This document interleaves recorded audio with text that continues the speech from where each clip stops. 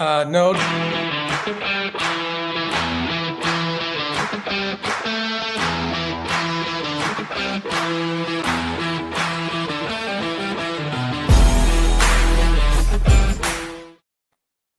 I think we could just keep the music playing. Hello, everybody.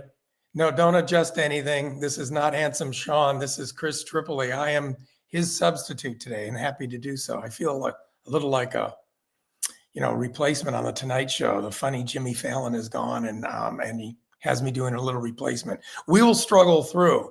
I'm so happy to be here because I want to talk about something that's been on my mind, and that is proper brand management. For those of you who maybe haven't met me, I'm Chris Tripoli. I'm a principal with the Restaurant Clinic, which is a restaurant advisory service working with mostly independent restaurant groups that are wanting to grow and wanting to improve. So we stumble over the management of brand a lot.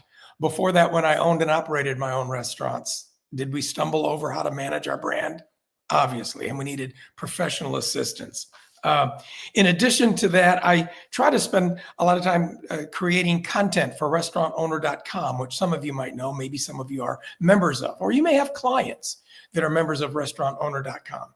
And I continue to host their podcast called Corner Booth, where we present successful restaurant entrepreneurs who are willing to share their stories.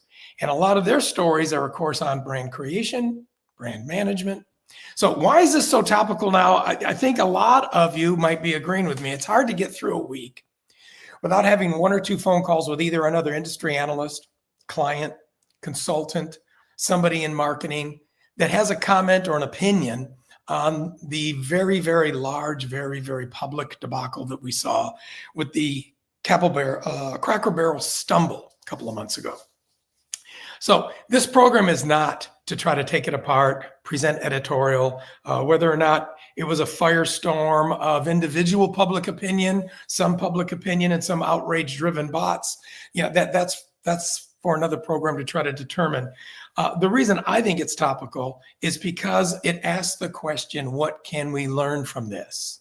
Not many of us have opportunities to either operate very large national companies, but the same principles might apply to the companies that we're operating or the clients that we're working with. So that's why I wanted to talk about brand management and how can we help ourselves and how can we help others avoid the debacle, the stumble that we recently saw play out. So this takes me back, this subject. It's branding. Then we got to talk about then if you have an existing brand, rebranding. What's the difference between a rebrand and a brand refresh? I can't wait to get the group's opinions on some of this, but I've been involved in all of this. And I think sometimes we just stumble over terminology because I don't know about you, but it took a lot of the clients that I work with a long time to start realizing that the definition of marketing didn't really mean advertising. Advertising could be a part of marketing, but too many people thought marketing meant advertising. That was a big thing to get over. Branding isn't just marketing. Branding, and I'm going to try to share the best I can, a definition that was given to me by my mentor that takes me back now a couple of decades or more. But I can remember when he said that the company he was with was a very, very large QSR group and brand management was the big thing. And he said, people don't understand that that's more than one department. Brand management, he said, requires an ongoing coordination and proper maintenance between marketing message, design, guest experience, and consistency in operations. I hope I got his words right, but it's a sort of a triangle, three things. A brand that you're managing, of course, is a marketing message. Of course, it's also the guest experience, which requires design, color, fabric, furnishings, logo, etc. But it's also the consistency of the operations. And why? Well, it's because what we're managing is a guest experience. In all restaurant, all hospitality, the bottom line is what the guest sees, what they experience. That really becomes the brand that we have to manage, don't you think? So that guest perception is what becomes our reality, bingo, and that reality is the brand that we have to manage. So there's steps here in brand management.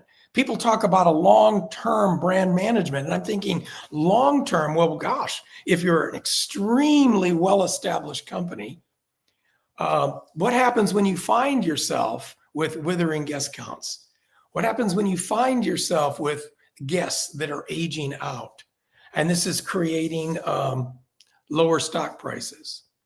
You might be thinking that I'm painting a picture of the recent 2 months ago Cracker Barrel. Could be. I was actually referring to a big market segment that is really no longer here. Anyone remember cafeterias? We had the Morrison's brand, we had the Piccadilly, we had the Furs, we had Luby's, we had Wyatt's. I don't know, we probably had 6 or 7 other, regional brands. And what happened was they were very well established, 50, 60 years, maybe older. But the guests were aging out. Younger guests weren't connecting. The brands weren't refreshing. They're not even around anymore. So that's a big, big lesson that we need to talk about. And I think that we're going to spend more time as we go around the horn getting some of your experiences too. But a refresh update is different than, I think, a total rebranding.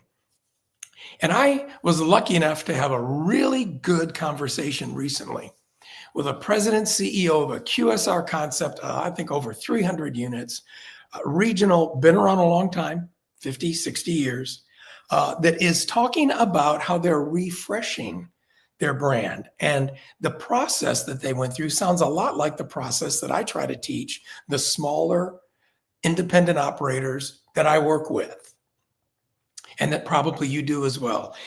First off was exhaustive, comprehensive research. If you're going to try to do something that's going to impact the management of your brand, and remember that's 3 things. That's a design element, it's a marketing message element, but it's also operations, culinary training, etc. So you really, really want to do some comprehensive research to see fitting in with industry trends, local area market, and most important, your guest. Do you really know your guest? Who's your guest? Customer profile. Where are they eating when they're not eating with you? Have you done some exhaustive surveys? When was the last time we had focus groups to really learn from the guest? Because the closer we stay to the guest, the smarter we are, the more we understand our brand. It isn't really what we might be seeing. It's what the guests see that becomes our reality. So step 1, sure, a lot of research. Don't forget the guest. Don't forget market comps, industry information. But then don't be too quick to act. Don't say, this is great. I got good data that helps me with the basis of what I'm thinking. So let's move forward. No. Step 2 is engagement. We now want to engage with our side of the fence. Bring in staff. Bring in management. We want buy-in, which means we're going to get some questions, discussions, some add-ons. We might be challenged. We might be rethinking some of our positions about how we feel about our brand. If franchisees are part of our system, obviously the Franchise Advisory Council needs to be brought in. So that's the second step. And then the third one is when we put the plan of refreshing whatever we're going to be doing, let's make sure that it's coming from a position of strength. We got to work with what works. What's our core? Key menu elements, key design elements. Is it key marketing messages, key steps of service? What are the core elements? That's what we've got to work from, and then we can either refresh or add around it. Those are some of the things that I know I try to work with when I'm working on brand management with my clients. These are the 3 steps that I just was reminded of when I was interviewing the president CEO I was telling you about from a very successful growing QSR company earlier this week. So those are the steps that I wanted to share with you. So if that's kind of how we see branding as an ongoing management process, if we know that we're going to either have to refresh from time to time because we also might be like some of these larger national companies where the guests are aging out, where we're trying to keep our loyal customers while we bring in new customers, while we're concerned with maybe growing as a unit or re-exciting our franchisees or simply raising the value of our company, our stock value, then these are the kind of steps that we really need to follow. And if we stumble with them, then we really could be hurting ourselves, as we've seen on the national stage lately. Michael, why don't we take a time now to bring in the group. I'd love to hear from those in the group, what's going on in your world, what your experience maybe has been with managing brands on your own or for clients. And then we can talk maybe a little bit about current issues regarding that implementation. I can't wait I'm going to ask all of you guys what you think a good long-term brand strategy is, because I've got my opinion, but I really want to hear some of yours. So welcome group. Let's go around the horn. Please start as usual. Introduce yourself, what you're doing, what's the exciting thing that you're working on, and then give me your jibber jabber on the subject of brand management. Dean, start with you. Hey, Chris. Dean LeVay, New Orleans, working for Cali BBQ, doing some consulting work. I'm not real sure, Chris. I was listening to your story and about the cafeterias. Of course, I was reminded of White's and Luby's. And one of the last restaurants I built for a customer was over on the West Bank. And he does a cafeteria kind of style thing. I mean, he's a successful entrepreneur. He's got a place called Chicken's Kitchen, and he does a meat and three sides. And nobody sits down to eat. I mean, it's all, and this was driven from the COVID, where you had to do something and do something different. Couldn't have a lot of people, so he's been successful. And as far as building his brand. He's got like 400,000 followers on like Instagram, TikTok, that kind of stuff. And he sells out every day. He has a line of people waiting when he gets to work. And, of course, I mean, when he gets ready to open, he gets to work about 4 hours before he gets that. But, a lot of steam tables, a lot of ovens. And he's building his brand as somebody that's a community guy that takes care of his community. This last summer, with all the federal stuff going on with child care, if you had a kid that was in school and you brought them by the restaurant, he paid for their meal. So he does that kind of stuff. And is that building his brand? I think so. I go there to eat, and it's a good place to eat. It's good food, and he takes care of his community. So I guess I'm not sure if that's on the same track of what you're talking about. But as soon as you said White's and Luby's, I mean, that's the first thing I thought of. This guy's got a modern day White's and Luby's, because nobody really sits in there and eats. They come by, pick a meat, three sides, whatever it may be, and his food's good, and he takes care of the community. So thanks for letting me share. Well, Dean, I will absolutely. And thank you for sharing. And, you made me think of a couple very important things. And one is that even though there's a large, say, market segment of national cafeterias, and yes, their customers did age out, and yes, they had branding issues and financial issues, and really most of them are gone. What works, though, is there's always the exception to the rule. And you just made me think of a couple big ones. There's an independent in North Carolina. I think he's been around for 67 years. His name is Hamp Lightly, and the concept is called Wade's. And Wade's in North Carolina is a really good, high volume, old fashioned, go down the line, fresh cooked steam table cafeteria. He's connected to the community. He's lasted, obviously, generations. So that means as some customers are aging out, younger with families are connecting to him. He's probably successful in a lot of the things that you were mentioning, connecting with the community, families, kids. I mean, that's a big thing, I guess, if you're really wanting to message a brand and its cafeteria. I'm thinking of another one that anytime I'm in Houston, I always try to go see the Cleburne family, because the Cleburne family, I think it's the grandkids now that run that cafeteria. It's not in the same location that it was, but it's a generation kind of thing. So there's always the exceptions to the rule. And what I always like is you normally find those exceptions in really good, independently owned, community connected operators. So yeah, thanks for sharing, and thanks for making me think of that. Hey, not a problem. Actually, those are my favorite restaurants. Are the ones that are small and community based, because when I walk in, they know who I am. And even though there may be a long line, he always says, "Hey Dean, how you doing?" You know, and it may be just part of his pitch, but he makes me feel like I'm seen and heard. So the food tastes better when you know the chef. It's just like the music sounds better when you know the band. So yes, very much. Right on target. Yeah, yeah. That couldn't say it better. Yes, and that is true. The band always sounds better if you know the artist. So, yeah, no, that's 100%. And I'm right with you. We would be really good chow partners because I always enjoy a dining experience that's independently owned. If there's a family story, if there's a mother daughter thing that's working, or father son. I mean, the food is better. We all don't have to go to the national brands. Trust me, I think the specialty wrapped burritos at a small place that I would go to called Mission Burrito. They've only got a couple locations, is every bit better than Chipotle. Sorry, Chipotle lovers, but that's my preference too. So thanks, Dean. Naki, how about you? Step up to the mic and let us have it. What are you working on, and what do you think, about current ways of brand management? Absolutely. Thank you, Chris.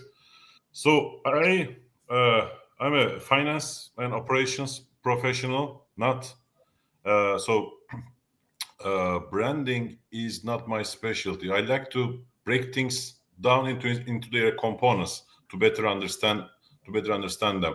How do we, if you think about the sales funnel, right?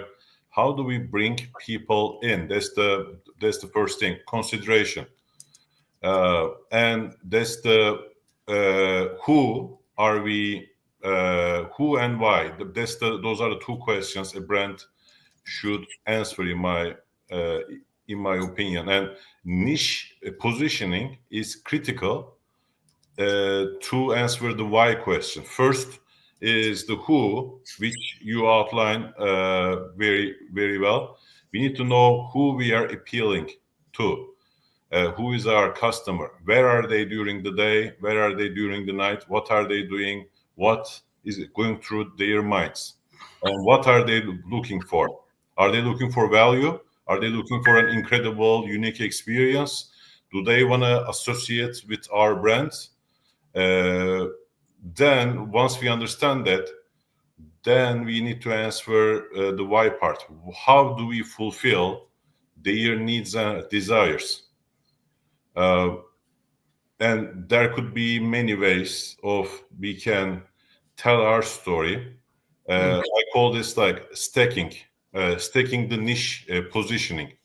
So if I make barbacoa, I can tell the story like as I call it, like layer one. Layer one of barbacoa place could be that we get the best meat and we cook it for 15 hours, right? And specialty spices and such.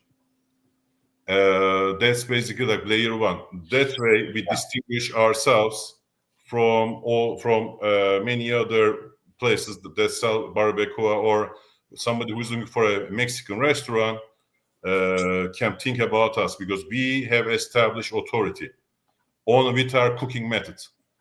Level two is telling the story. Why barbacoa? Yeah. Grandmother cooked for 150 years to everyone in Mexico, from presidents to whatever, right? I don't know why when I'm Turkish, I don't know why I gave the example of a barbacoa rather than barbecue or kebabs or something, but I don't know, just seeing. Hey, you're making me hungry, so it's okay. Keep going. So that will be like level two. So we establish our cooking technique. Then there is the story aspect of it. There's just like barbecue places in Austin that finish by 2 p.m. exclusivity. That's basically level three. A sushi place, right? Michelin star sushi chef that only serves 30 people at night. So that creates exclusivity, that there is a finite amount of this, so you better hurry and get there. Yeah. When a restaurant combines each of these components, I think the uniqueness of the restaurant logarithmically increases, and uniqueness means there is competition decreases logarithmically means like every stack creates a significant barrier for others to challenge you, and with less and less challenge, then you can control your margins. You are different, then you can be part of the story, a lifestyle. Maybe then the intangibles really come in. We are not talking about what you give to them, but what they take and associate.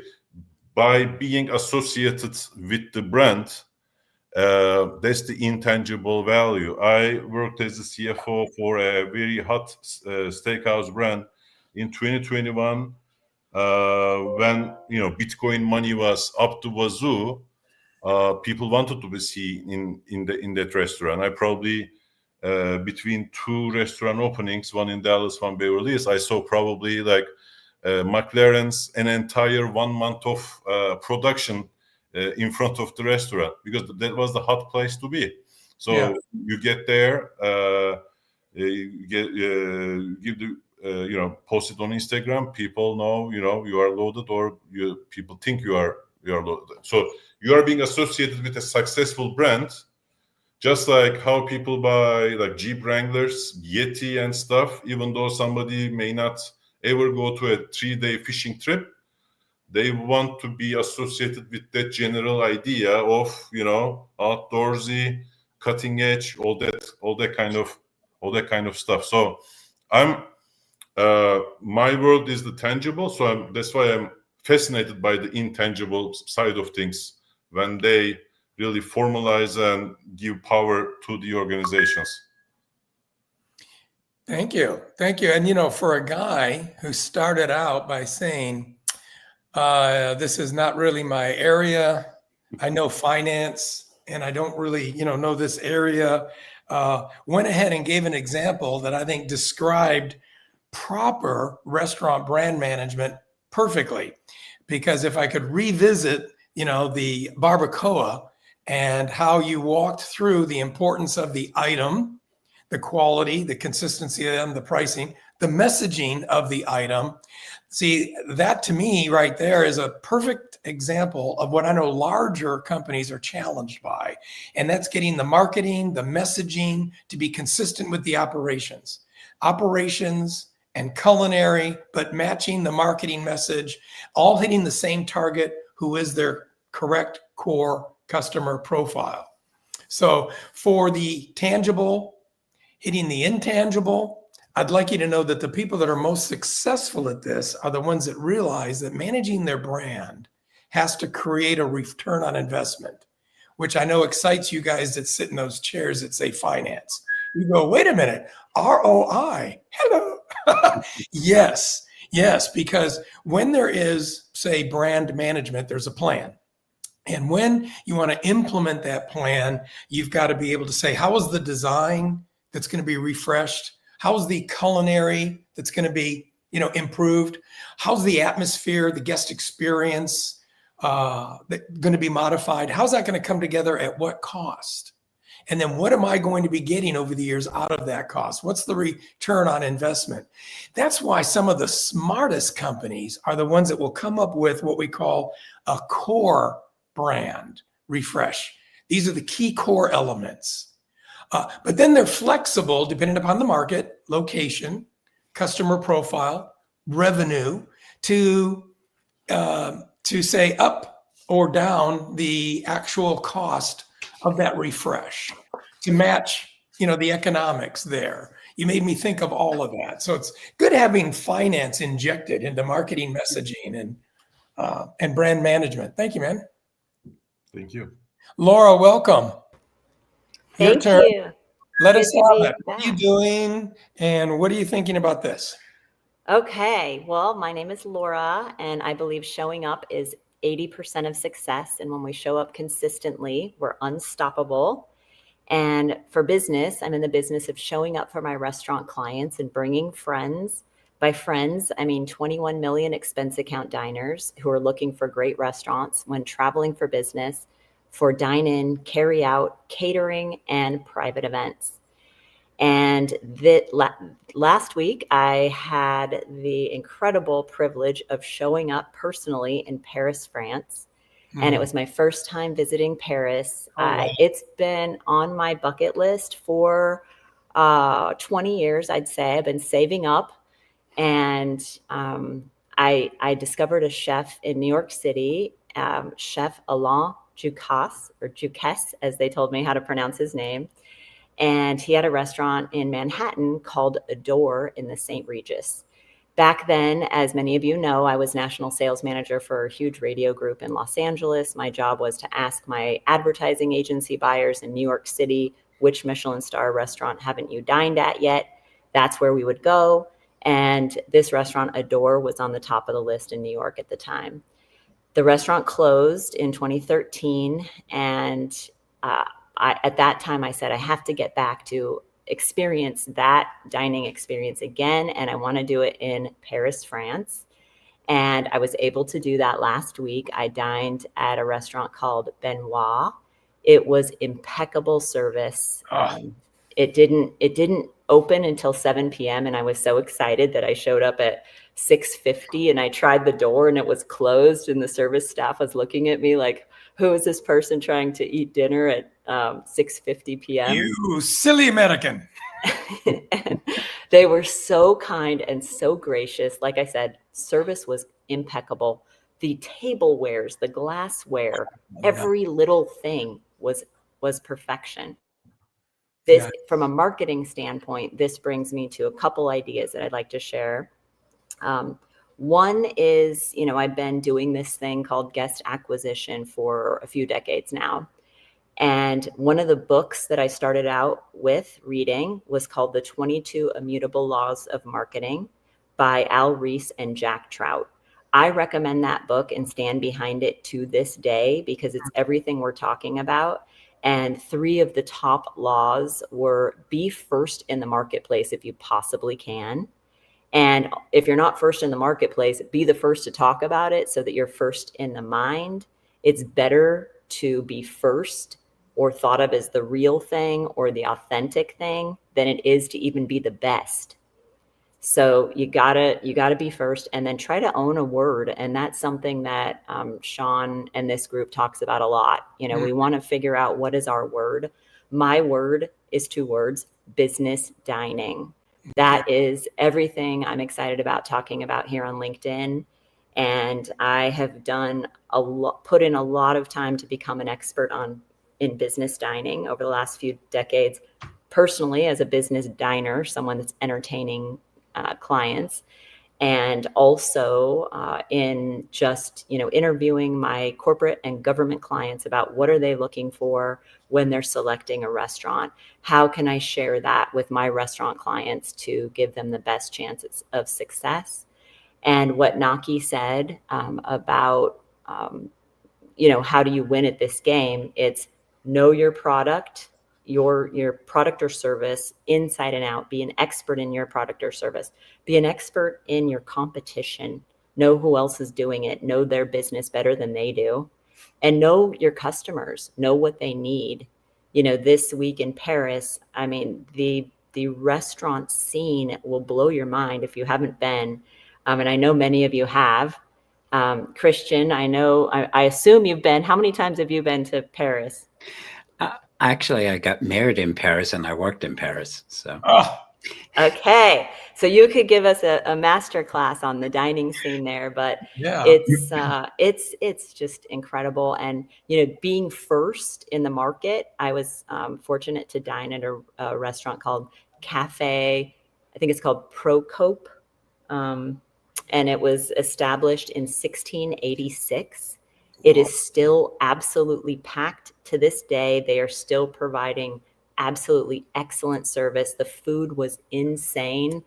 So I could go on and on about this experience, but can you imagine running a restaurant for 350 years and still providing the highest level of service and taste and flavor profiles and all of that? I mean, that's just so commendable. So this trip was part of my personal commitment to being an expert in what I do and being able to experience the very best in our industry and celebrate that and support that, because I feel like with all the pressure that our restaurants are under from a financial standpoint, the temptation to cut corners and to get away from what makes these restaurants authentic, unique, great is so strong, just to be able to, increase that profit margin. And somehow in Paris, they've been able to keep it going all these years. So I'm hopeful that we can do the same in America. Yes. God, that was great. That was great. First off, we hear about barbacoa and I'm getting hungry. Then we had to listen to the step-by-step experience in Paris. And I'm thinking, if I got to grab a baguette or something right now out of the oven, smear some really good butter on it or something. I'm dying here.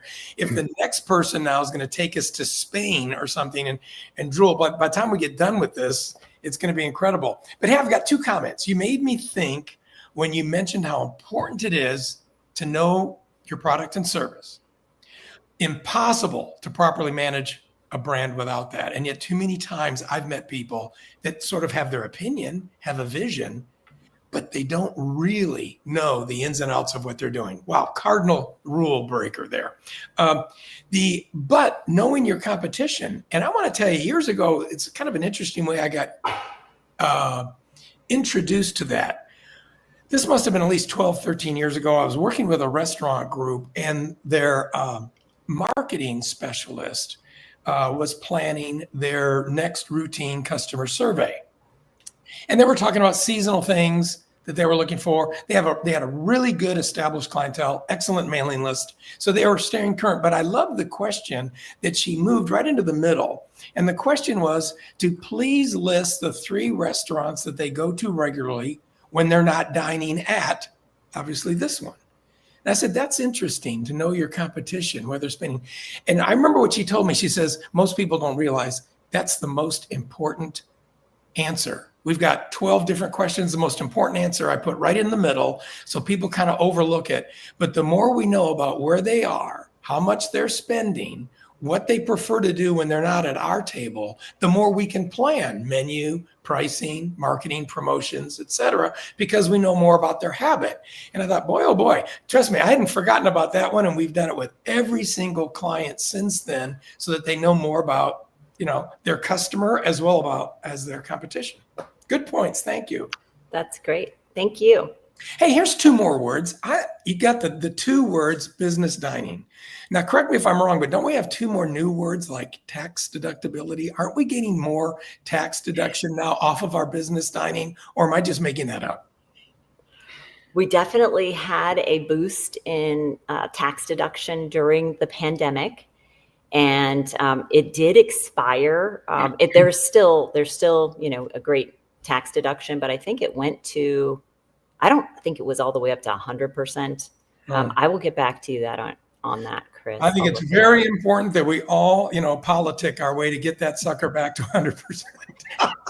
Tax deductible dining. Okay, that's 3 Yes. words. I'm stretching. Love it. Okay, I'll look up what the current law says. Thank you. Elizabeth, how are you? Good to see you. Step up to the mic. Yes. No, we know who you are. Kind of remind us what you're doing. And what do you think of this brand management problem? Yes. My name is Elizabeth Doss, and I am social media content creator, manager, but I also create animated GIFs for brands and businesses to have a little bit of fun on their social media side of things. And today I'm working on holiday animated GIFs for clients to be able to use through Halloween, Thanksgiving, Christmas, New Year's, Valentine's Day. We kind of got like the next couple of months to be able to send to their clients this little animated greeting side of things. So we take their brand and we run it through that holiday. And so anyway, we have a good time creating those for them to be able to send or text or to respond on content for that. So I was thinking about this, your question about brand management and even avoiding the avoiding the Cracker Barrel, even though Elizabeth ate there twice this week because we were traveling. They are very happy. They are very happy. Yes. And the demographic of the people that were traveling with me love a good Cracker Barrel. So, so we always have to find them all over the States. But it's interesting you were talking about competition, because one thing I noticed, some of them have not done the refresh on the inside. And so they're going to keep it the way it is. But some of them have redone the insides. But what was interesting to me is I felt like I have nothing against this restaurant either, but I did feel like, when did I walk into a Bob Evans? Because it's their competition for breakfast, but they basically redesigned the inside of a Cracker Barrel to look like a Bob Evans. So anyway, but the subject that I wanted to bring up is this idea of social listening and listening to your community and your loyal customer base. And what I feel like happened with this side of things is they forgot that the whole point of Cracker Barrel was we wanted to know that when we walked in, it would be the same. It's this idea of nostalgia and stepping back in time. And they forgot that that is what the whole point of it was for their clients, et cetera. But I was looking up some other brands that of successes and fails when it came to this type of thing. And so one of them happened in 2009 with Tropicana. They, in January of 2009, they launched, it was a $35 million rebrand of the packaging for their orange juice. And it removed some pretty iconic things that people recognized. I have to cough, I'm sorry. It's took away, and so what's really funny is I have a personal connection with this. I grew up in South Florida, in West Palm Beach area. We had an orange tree in our backyard.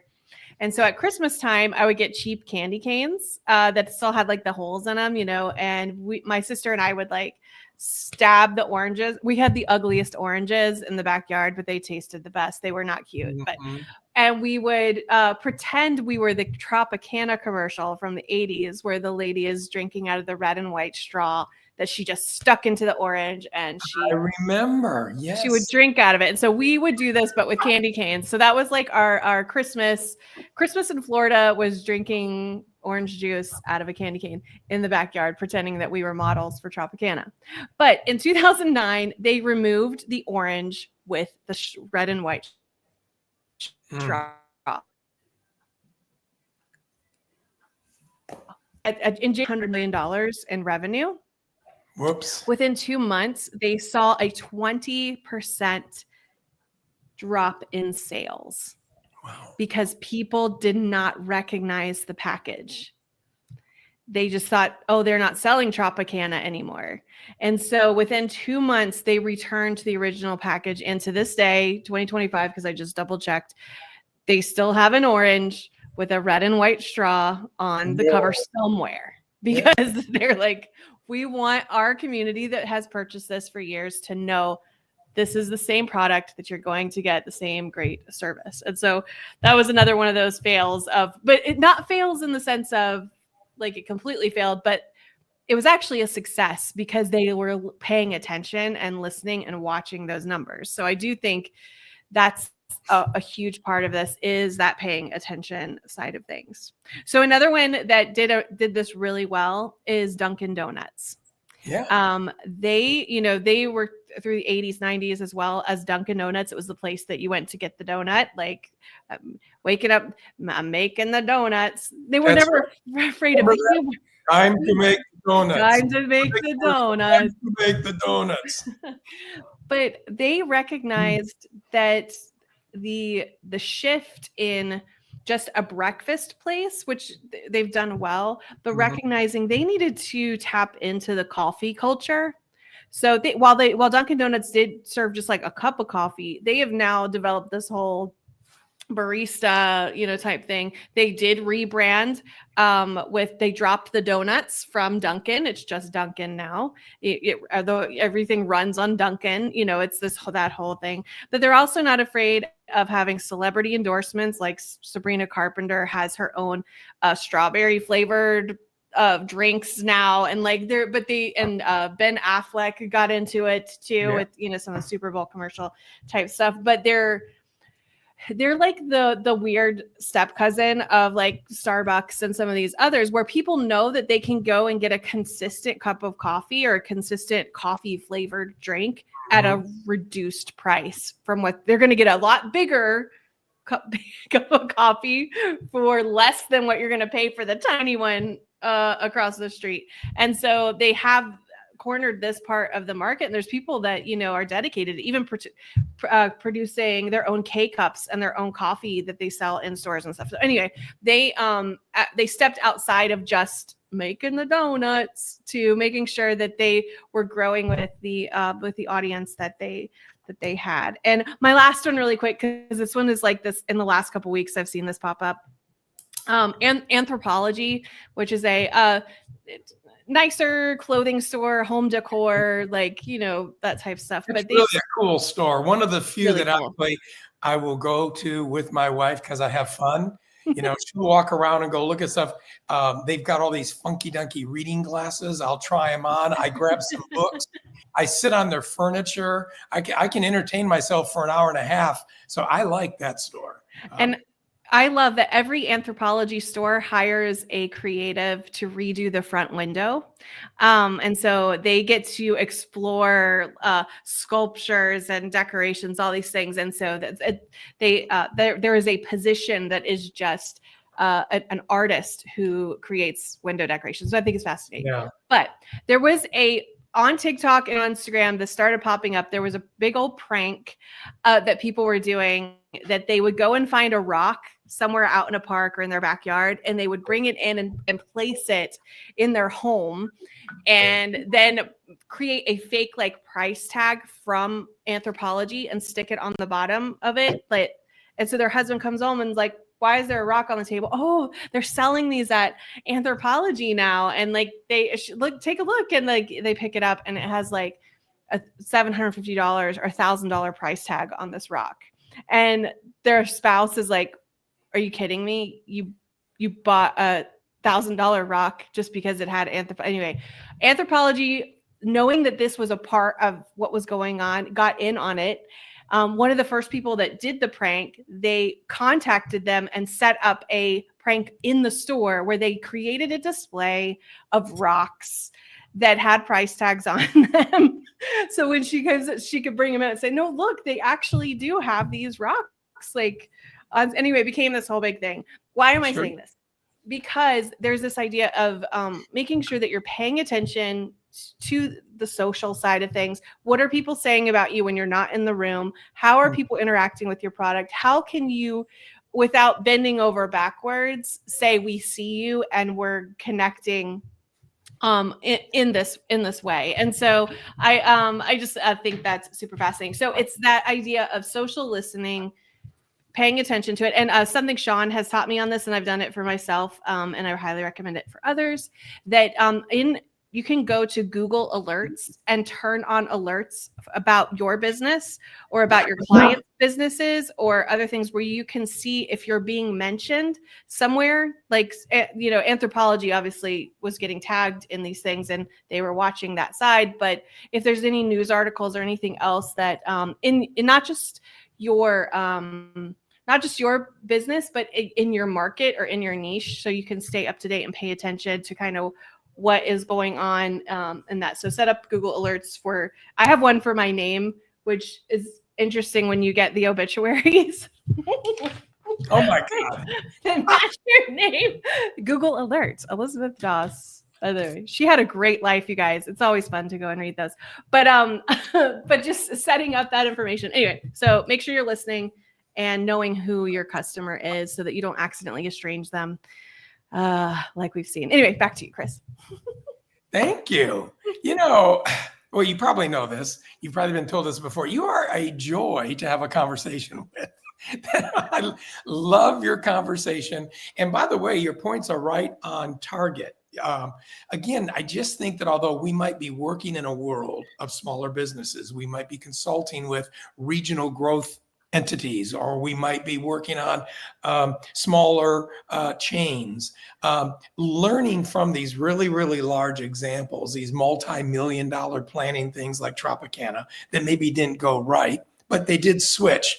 It begs the question, if they would have maybe done the 3 steps that I talked about earlier before the rollout, much like Duncan did, because Duncan is actually a printed case study. Now I'm trying to remember if I read that in the Harvard Business Review, Advertising Age. I don't know. I'd have to look, but you can find it. But there's actually that's a perfect study of a well-established brand on what to do right. That, they did the market research. It was exhaustive. They had great data. They knew where the industry was going. Step 1. They had buy-in. They engaged staff, management, customers. They had focus groups nationwide. Everybody got into it. So they had buy-in. They created excitement by doing that. And then when they did the rollout, they worked from their strength. Donuts could be a word that maybe went away, but they were Dunkin'. They knew that the main colors needed to stay. They knew that that younger breakfast market might not eat a donut, but they will eat other things. So they're in that specialty, nibble, better coffee.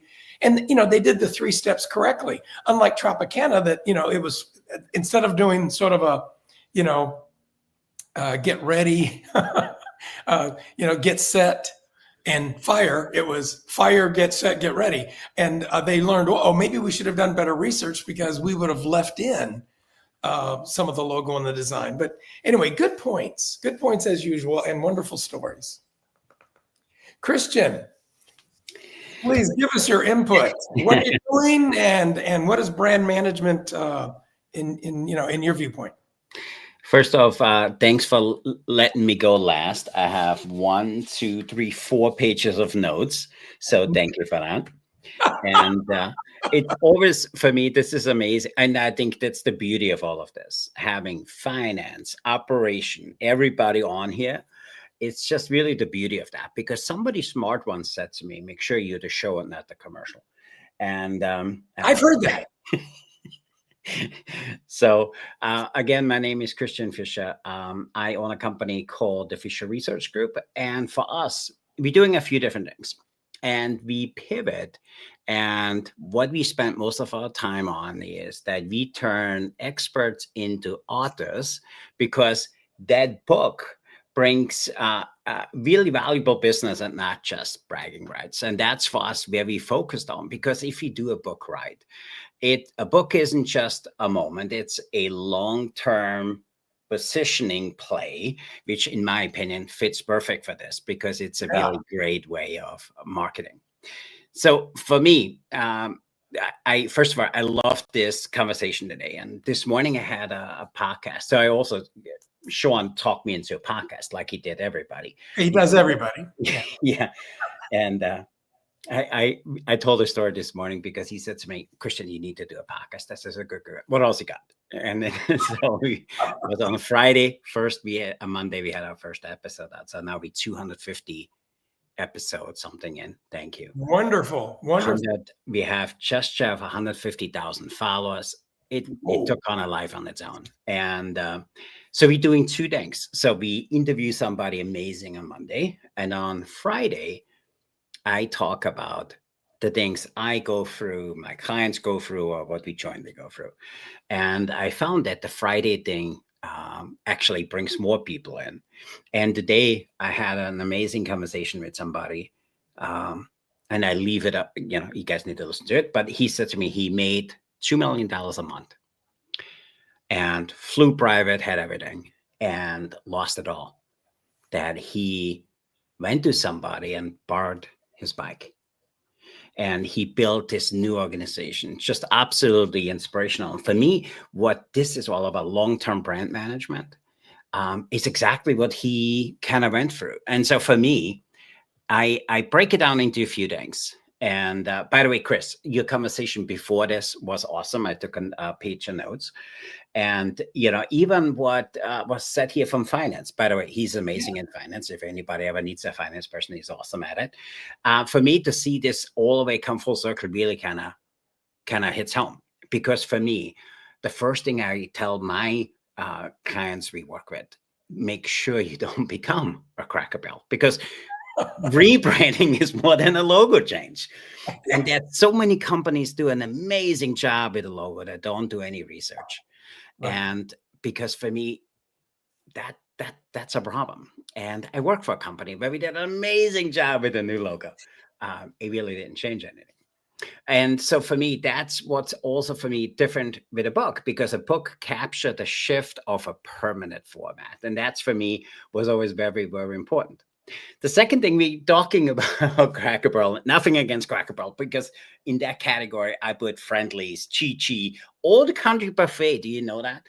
And some other really great brands, which I absolutely love. They just didn't pivot. And my conversation this morning with my client was exactly that. Because we need to pivot. And the same thing with us as an organization. Because for me, how can we have the biggest impact for our clients? And we found a book is the best way, because the person you become writing a book is the person which does a really an amazing job selling your brand. So that's what we're doing. And for me, I think we talked about a little bit earlier, you did, Chris, the whole pivoting. So if you pivot, you need to pivot. And I'm not a marketing person, okay? I'm a culinary guy, okay? And for me, is I always call it, don't become a nostalgic marketer, because brands often get stuck in telling that old story. Cracker Barrel is a good example, okay? Because you need to evolve. The conversation needs to become better. And that goes into me for the next one. Because if you have a proper positioning, language needs to change. You need to change the way we do philosophy and how we do all of that. And there's a few companies which did an amazing job on it. And I see this all the time, and we talking to our clients about that all the time.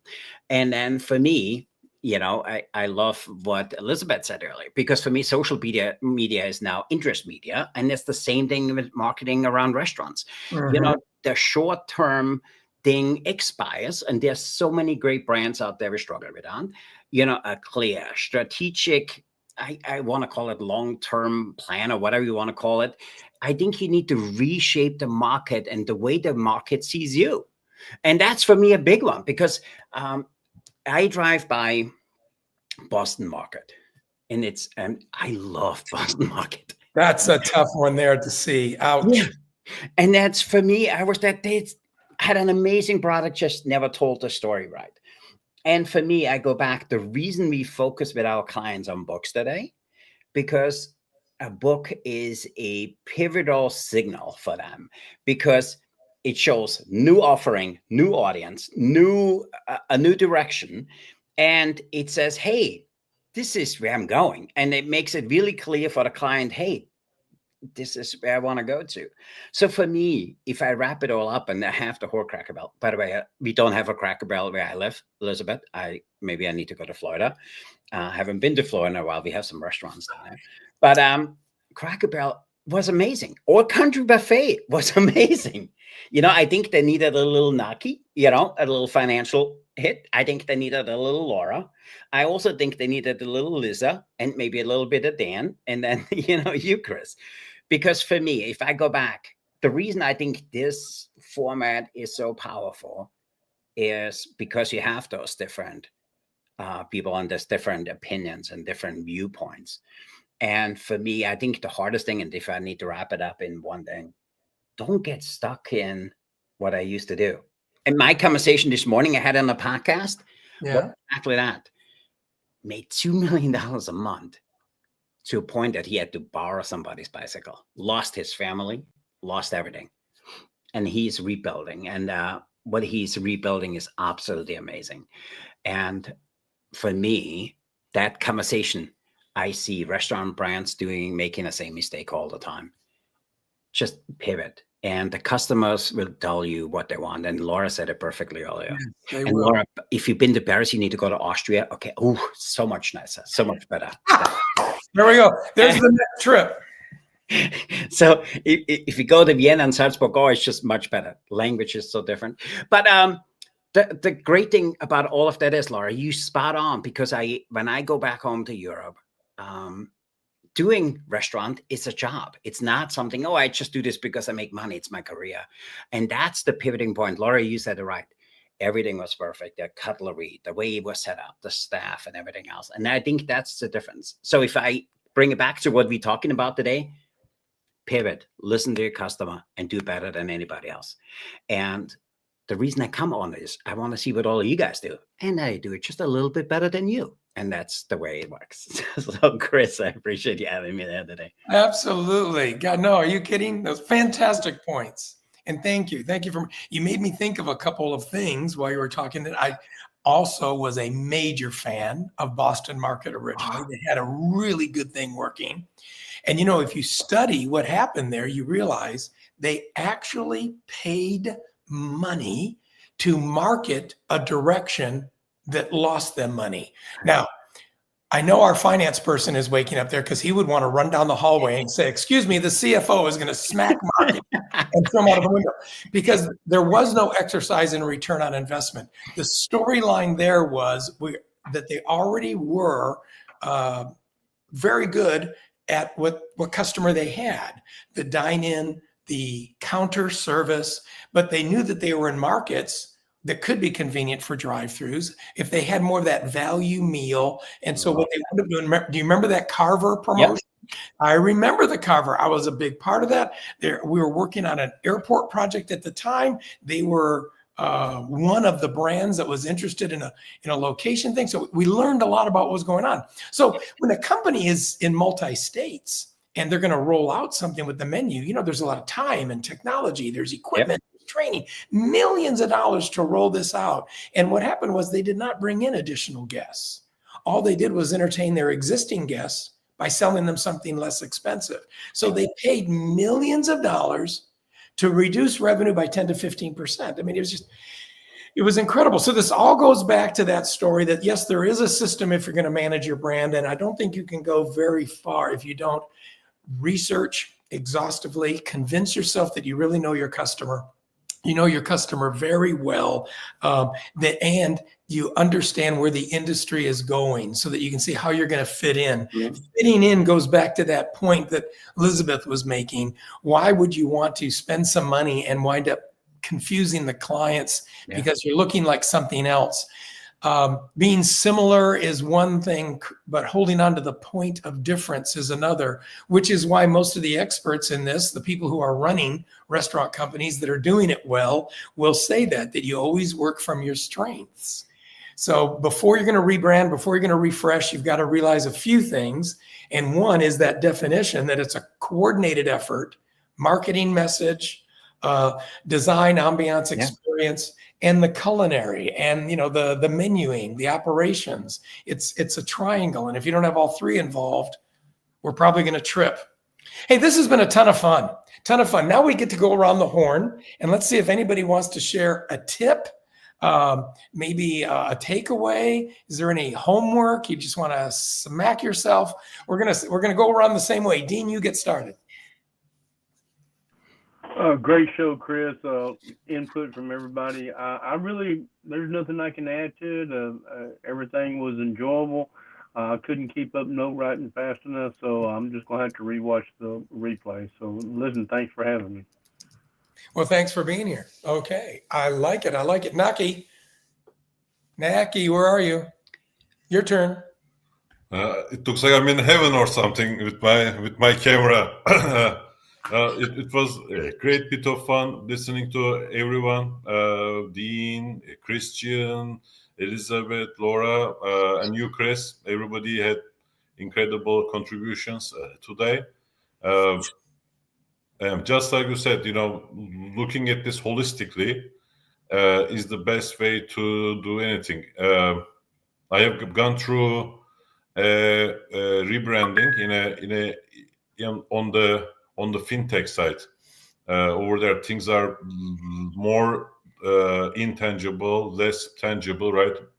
We in this industry, we need to invest redesigning the stores, and I think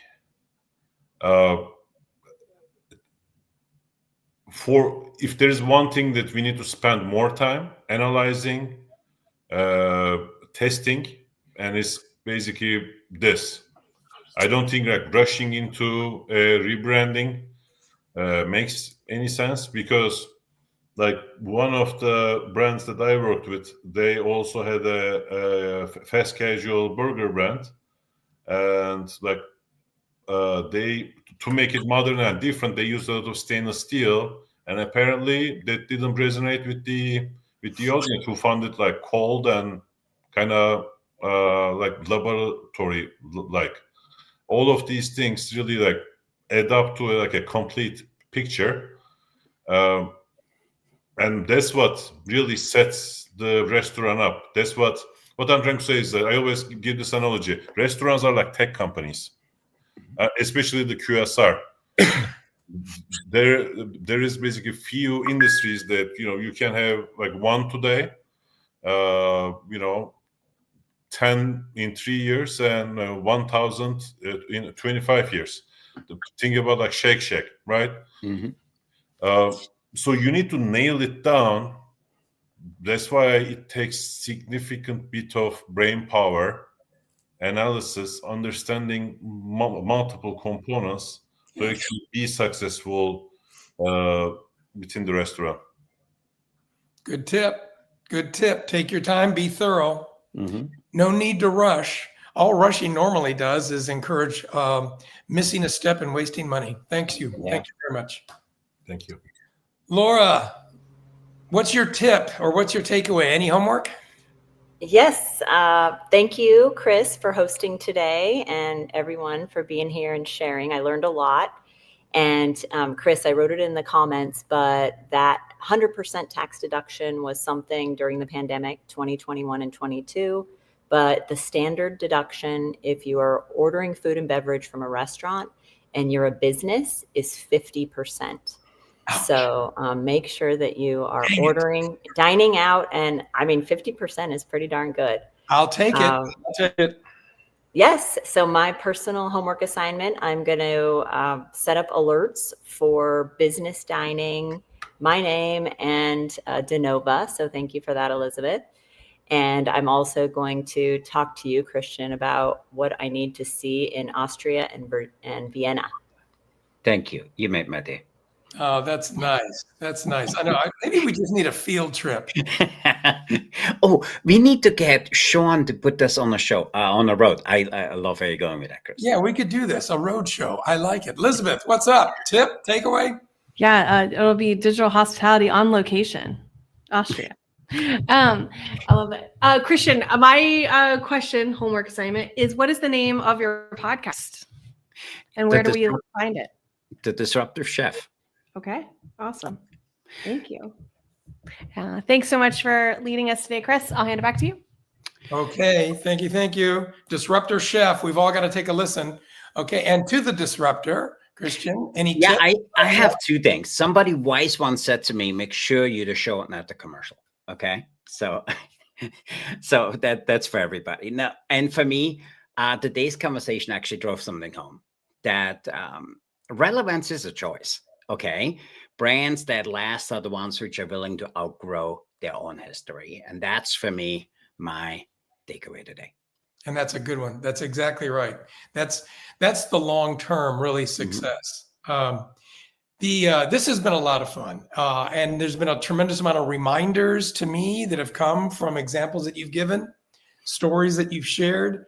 I think my key takeaway is that proper management of branding is a step-by-step process. You do need to improve. We do need to grow revenue. We do need to attract new customers, but we have to do it in a way that maintains our point of difference and maintains our loyal base. Mm-hmm. So that means we've got to do the research. We've got to engage others.